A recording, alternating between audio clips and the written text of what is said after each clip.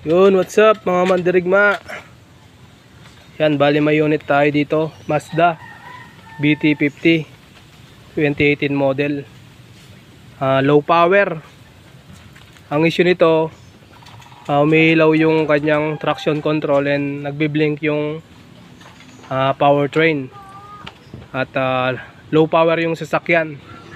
Kagaya lang to ng Ford Ranger, yan. Pina-scan nila sir, lumilitaw daw sa scan, glow plug. Yan, in-scan din natin. Glow plug yung problema, hapat na glow plug. Yan, upapal tayo ng glow plug pero mauwi na to sa ABPMS dahil yung mga glow plug hindi natin matatanggal kung hindi natin tatanggalin yung throttle body, intake manifold, EGR, yan. Maglilinis na rin tayo ABPMS, kasabay na yon.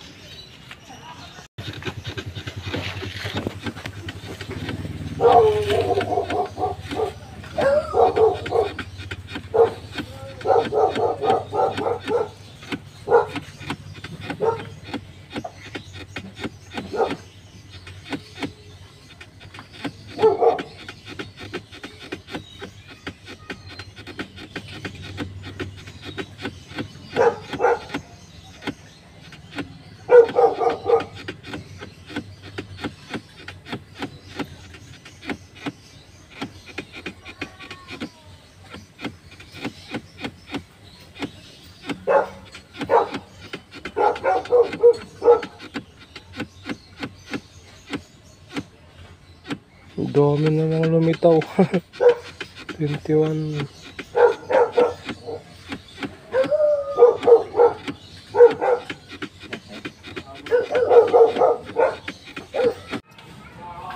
Yan guys, Mazda BT50.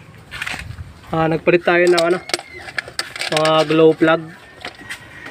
Dito nakapesto yung glow plug, mga glow plug nya.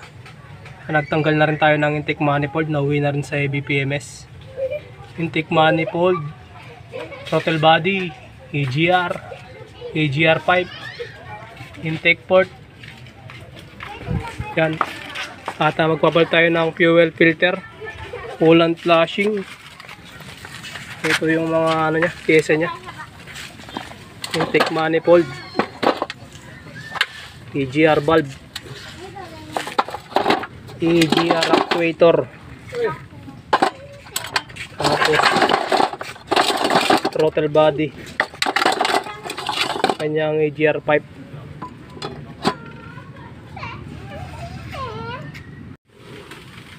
Barado na rin talaga boss. Kailangan na rin talagang isabay yung ABPMS. Yan yung nya kapal kapal ng dumi isahan na lang, isang beses na lang kasama yung mga glow plug, tirahin na rin.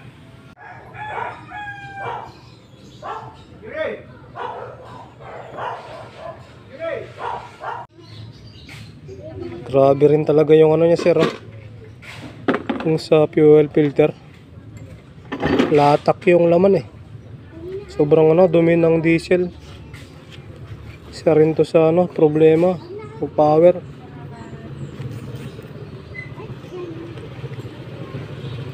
Ayan team na Tapos yung diesel sa loob sobrang latak.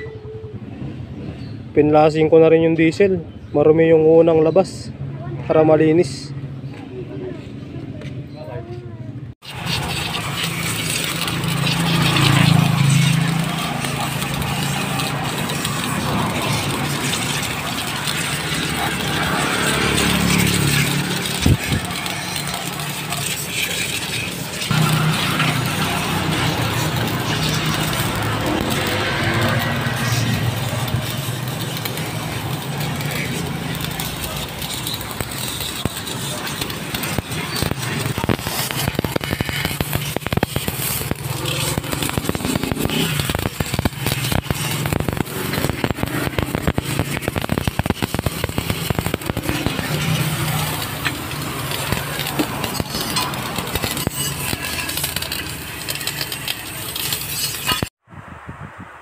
Yan, malinis na yung ating mga pyesa. Throttle body, intake manifold,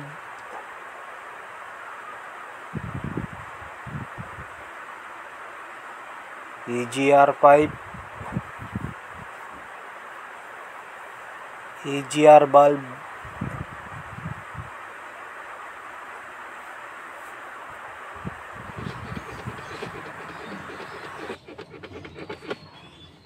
scan tayo guys.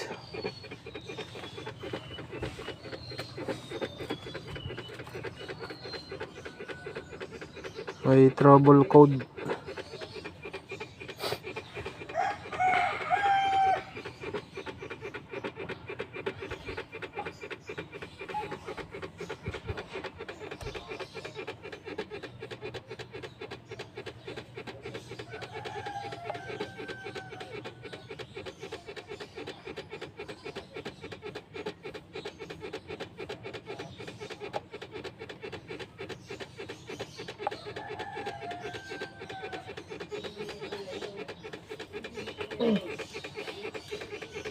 Babae siguro may arin.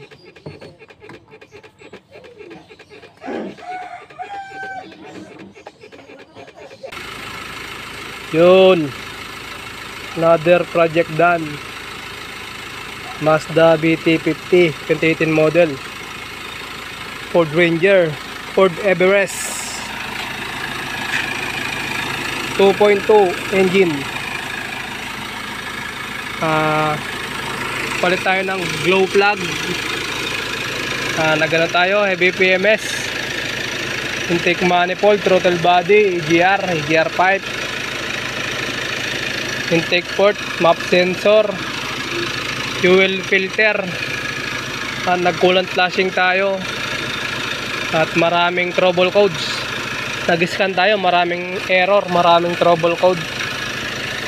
Nakailaw yung traction control, nakailaw yung powertrain, tapos sobrang dami ng error code sa scan. Yan, kakatapos lang.